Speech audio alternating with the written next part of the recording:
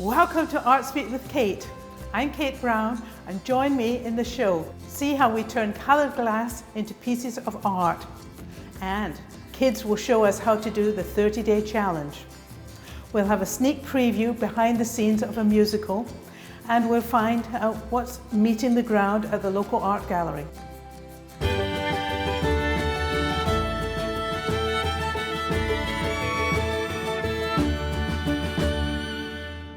Let's watch glass artist Sabine Arend open up her fireworks kiln to discover colourful newly fired glass bowls, platters, all amazing works of art. It just cooled down to a temperature of 100 Fahrenheit and we're ready to open it and see what will come out. Oh, look at those. What gems, what colours. Nice bright colours, and this one here is my favorite. It's called Beautiful. Pink Champagne and it's an iridescent glass. During the past years, Sabine has worked in different methods, creating unique mosaics, stepping stones, stained glass and fused glass art. Both materials and techniques leave one-of-a-kind results. So what I'm doing is I have a base layer of glass that is clear. I'll fill it up with different pieces of glass to create a second layer. And then I'm adding at the end small tiny pieces, almost like mosaic pieces, to create some interest as a top third layer. Sabine likes to create work that is simply unique. Eye-catching jewellery, vessels and wall art. And there's some silver in the layers of glass that I fused together.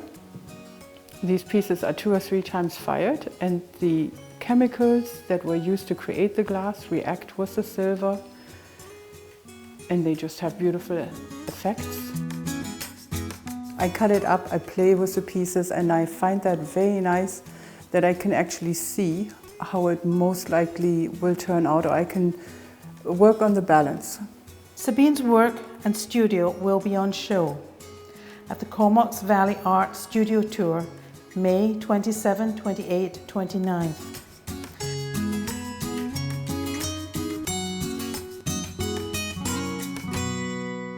I love the studio tour. I moved to the island 3 years ago, and right away Bonnie and Bill contacted me. They started the studio tour, and it just is a hit, especially because with my glasswork it's very hard to pack everything and go to places, so it's wonderful when I can open the doors and people can come and see how I work, how my workshop is organized, and where maybe a potential workshop would happen. There will be over 100 open artist studios showing their work from Parksville to Campbell River.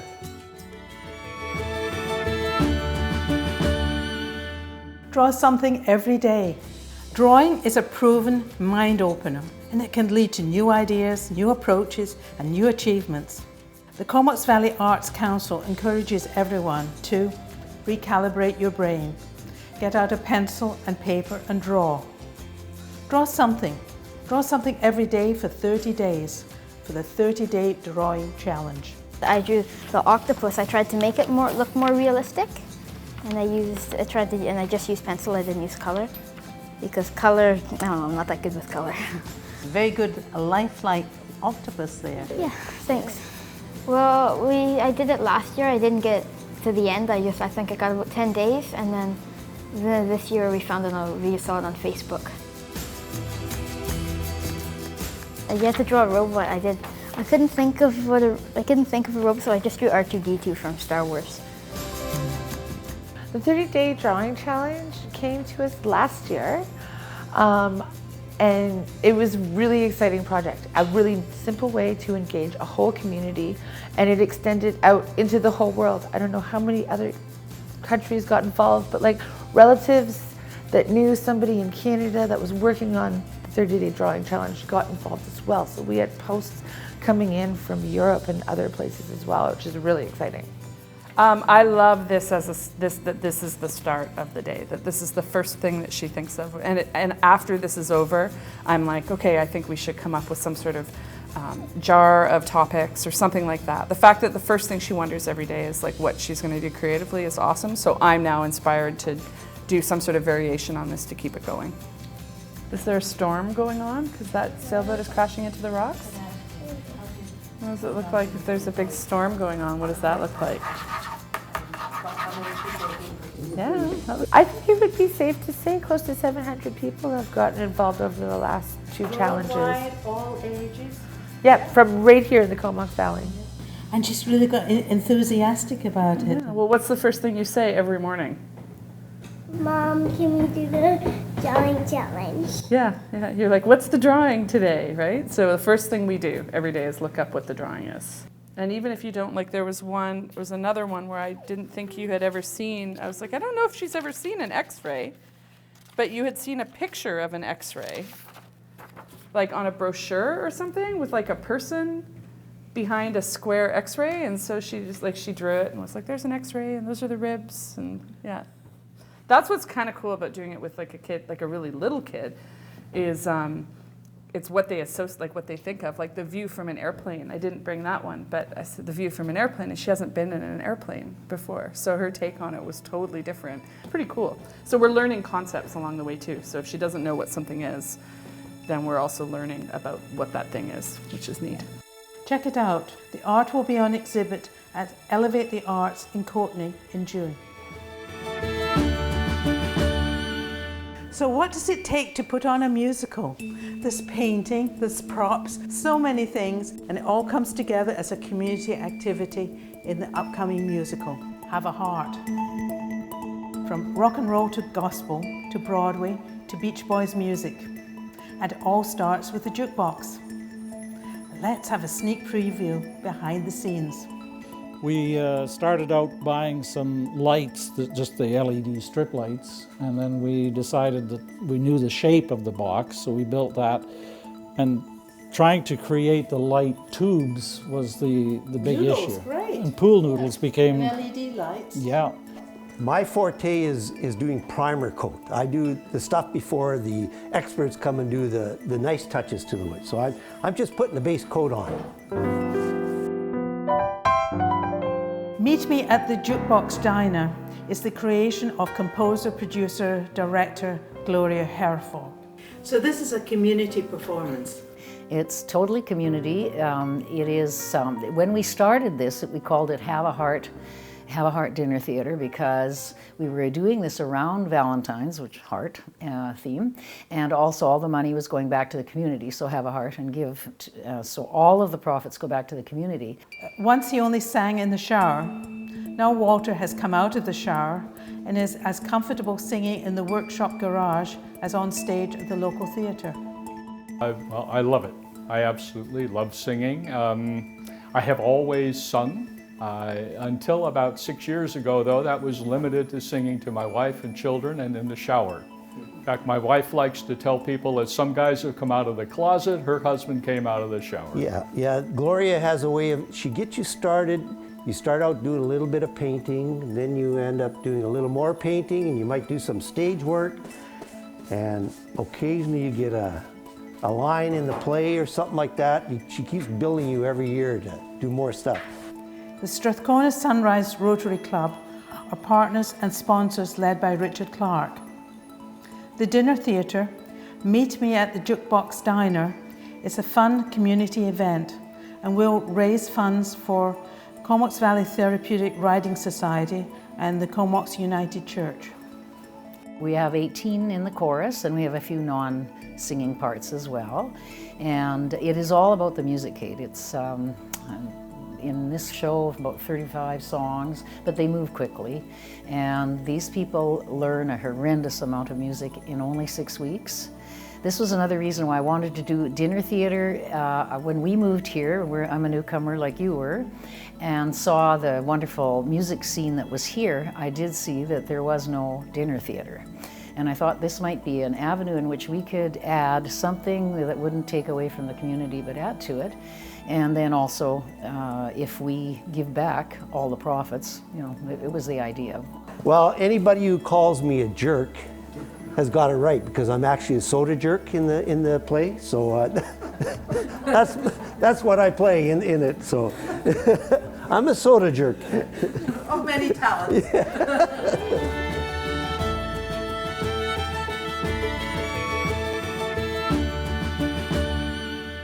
Did you know what's happening? Meeting the Ground at the local art gallery. Meeting the Ground is a multifaceted exhibition consisting of sculptural elements, printed material, video projection, and collaboration performances. Rennie Poisson, a Comox Valley resident, has been practicing art for 5 decades. I want to deal with my own fear of death. And that was the impetus, or is the impetus, behind this work, which I've been working on for a number of years. So meeting the ground is literally death and metaphorically death. And the falling that I've done is a body expression of the process of death, of release and returning to the ground where we kind of come from. Her performance, We Rise, We Fall, is collaboratively constructed with other artists. This piece, and I love working with boats, it's an image that is part of my artistic vocabulary in sculpture as well, the kind of the image of the boat, maybe more abstract. And then it struck me that the river is perfect. I mean, and the way the boats, some make it, some don't. I was shocked at how many didn't. These boats are better in the sea. So me falling is my metaphor for death here. And that's why the puppets in the window are also involved in rising and falling. Rennie's work is immersive, with an emphasis on discovering identity through her ongoing experience with walking towards death as an ordinary aging person. In conjunction with Meeting the Ground, there will be a community exhibition, Falling. Thank you for joining me on ArtSpeed. In the Comox Valley, I'm Kate Brown, and keep doing art.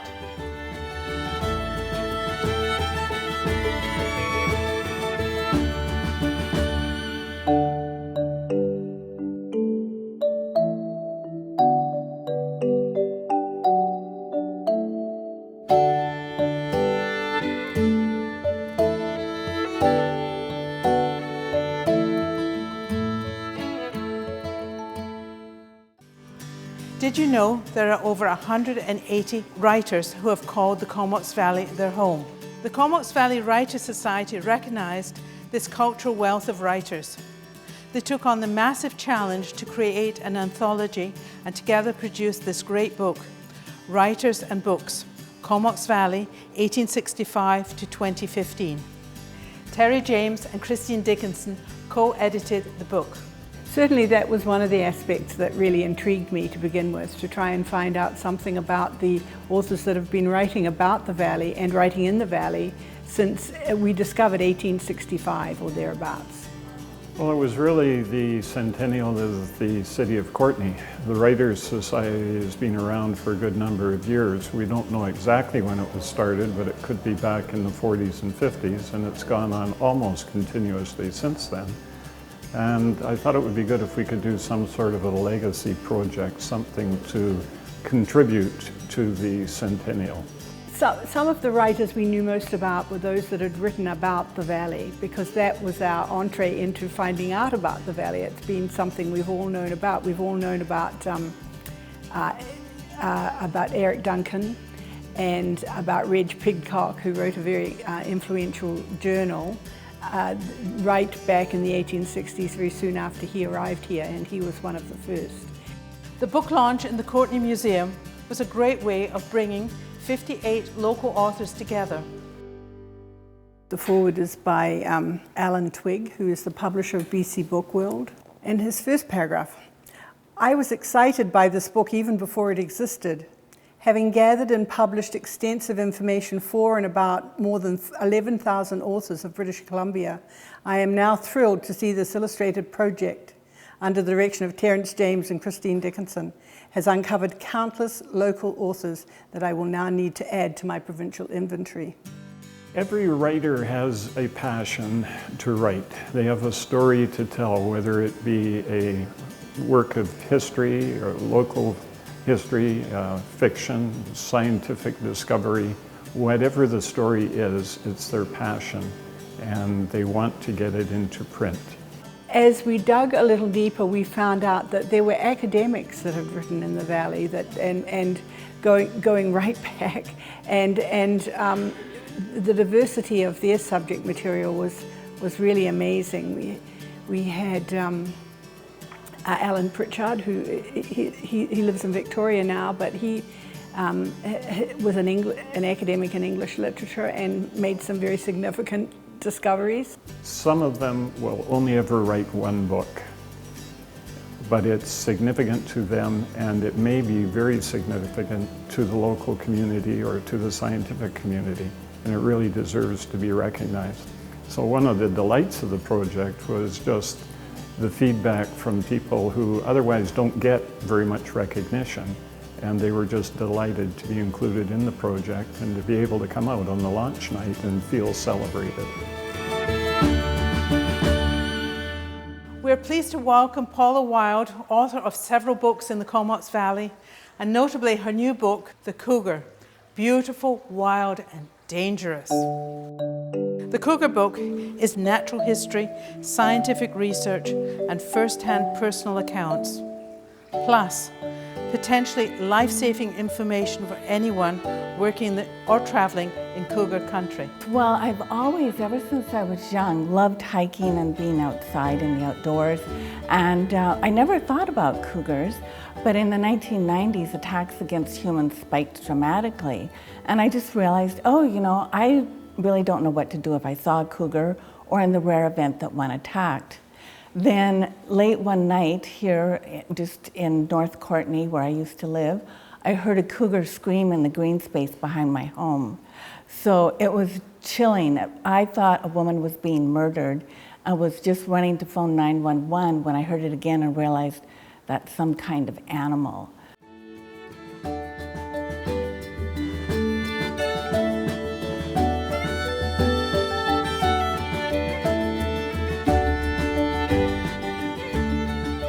Vancouver Island has the highest density of cougars in the world and the highest rate of attacks on humans.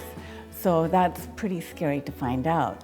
But the good news is that if you know how to respond appropriately, if you see one or one acts aggressively, you can probably mitigate any problems. You run away? No, definitely not. Running triggers their chase and kill instinct. So what you have to do is stand your ground, make lots of noise, act really aggressive, make yourself as big and huge as you can.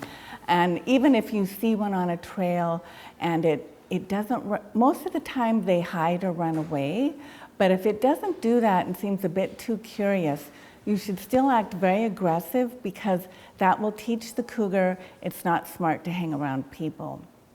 So you may be saving somebody's life, and you may be saving the cougar's life too. The art of words and images in books creates joy in our imagination. A new book, A Brush Full of Colour, by Margaret Ruhr and Catherine Gibson, is a beautifully printed art book for children of the life and work of artist Ted Harrison. How did a boy in a drab, dingy coal mining town in northern England defy many of life's tragedies, come to paint brightly coloured and imaginary paintings set in the Yukon? Find out in this new children's book, A Brush Full of Colour, The World of Ted Harrison, co-authored by Margaret Ruhr and Catherine Gibson. A Brush Full of Colour is the story of Ted Harrison's life, and it's based on the biography that I wrote about Ted called Painting Paradise. What we wanted to do was to take his story and turn it around so that it would be appealing to younger readers. And so we took his story, we adapted it in that way, and then we chose paintings that would be specifically of interest to kids, although I must say they're of interest to everyone because they're, of course, beautiful. The book won the Children's Literature Roundtable of Canada Award 2015. The late Ted Harrison was one of Canada's most distinguished and beloved artists. Ted Harrison's art training in England had been very strict with rules and regulations, yet art was his ticket to many adventures throughout the world. As a teacher and a children's book illustrator living in the Yukon, Ted watched the northern lights dance in the sky, teasing him with ever-changing colours and shapes, daring him to paint what he saw and what inspired him. He took a risk, decided to paint his Yukon, and he did. Painting is the last freedom, and you can paint what you like. Catherine Gibson, the renowned best-selling author, Unclutter Your Life, and the biography Ted Harrison, Painting Paradise, owes much of her success as an author to taking a risk, following her heart and trusting the voice within.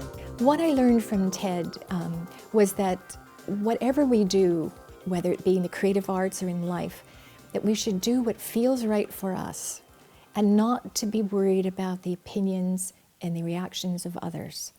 Certainly, in saying that, that's a broad statement. It doesn't mean to go off and be an anarchist, but it means to really trust your own voice when it comes to creativity, to trust what you feel is right, and to follow your own path. It sounds cliche, but it's really what he did. A pink moose, a lopsided house, people did not seem to like it. At his first art show in Whitehorse, not one person bought any of his paintings. But on the last day of the show, a visitor from Ottawa bought 3 of them. I couldn't believe anyone would actually pay for my work, said Ted. Catherine watched artist Ted draw bold lines depicting Canadian scenery with people and animals and houses, painting freely with bright colours and shapes. Ted experienced the worst of life, yet he could find the sunshine in a drop of rain.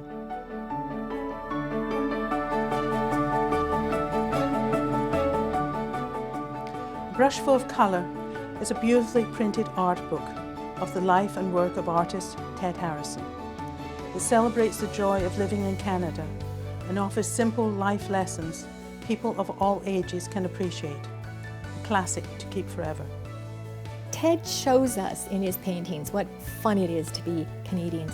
He also shows us, and certainly other people who aspire to be an artist, that you don't need to go to the south of France or some exotic place to paint. All you need to do is look and observe what's out your front door. Because what we see in Ted's paintings are exactly what he saw in the little village of Carcross up in the Yukon where he lived.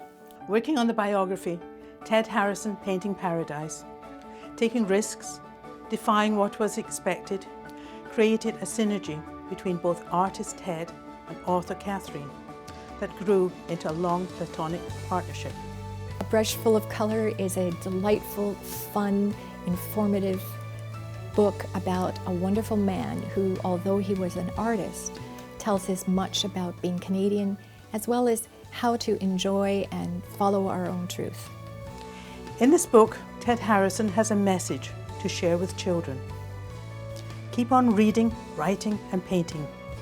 Develop your own style and keep it honest and true to who you are. Find the inspiration in the world around you, and you will make the world a happier and more creative place. Catherine Gibson now lives and writes in the Comox Valley. And watch out, A Brush Full of Colour is nominated for yet 4 more literary awards. In the Comox Valley, I am Kate Brown.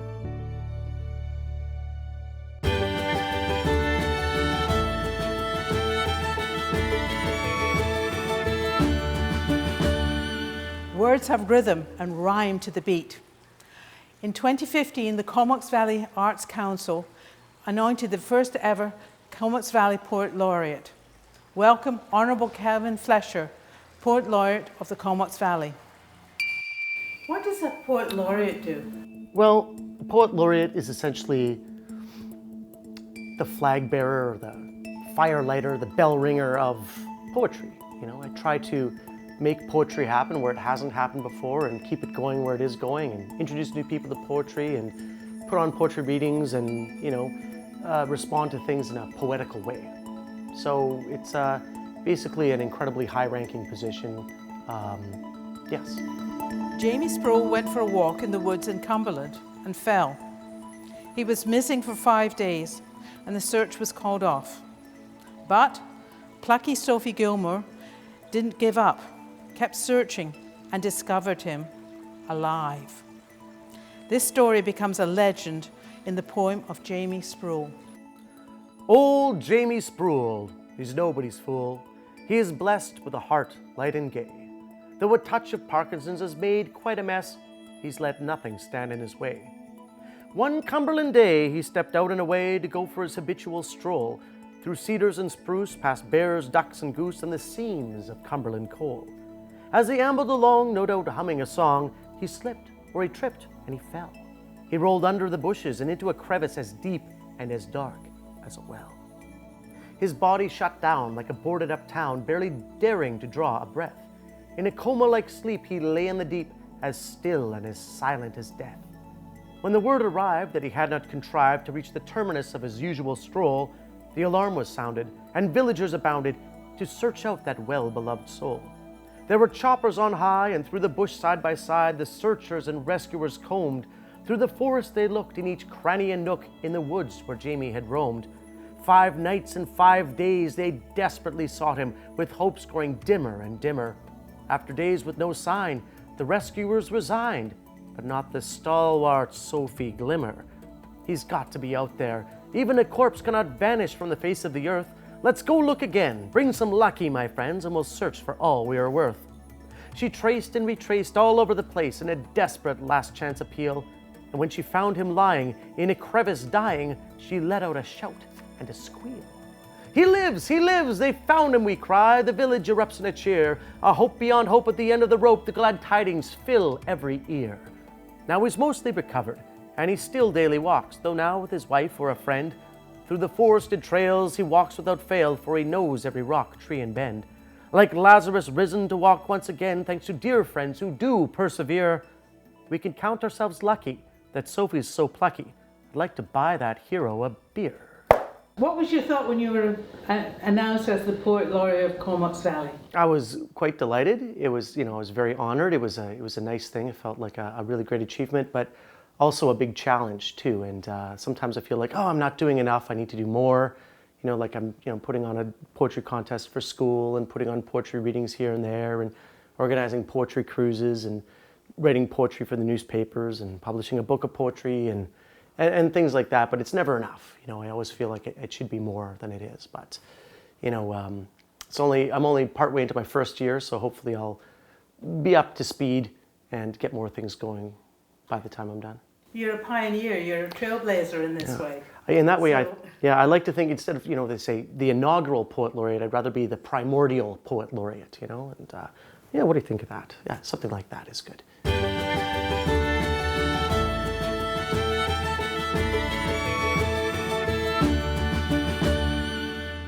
The art of words, the passion of writing, the joy of books, and the beat of poetry is brought to us by over 180 local authors. No wonder there's so many good bookstores in the Comox Valley. Experience the beat of art. Join us again on Arts Beat. In the Comox Valley, I am Kate Brown.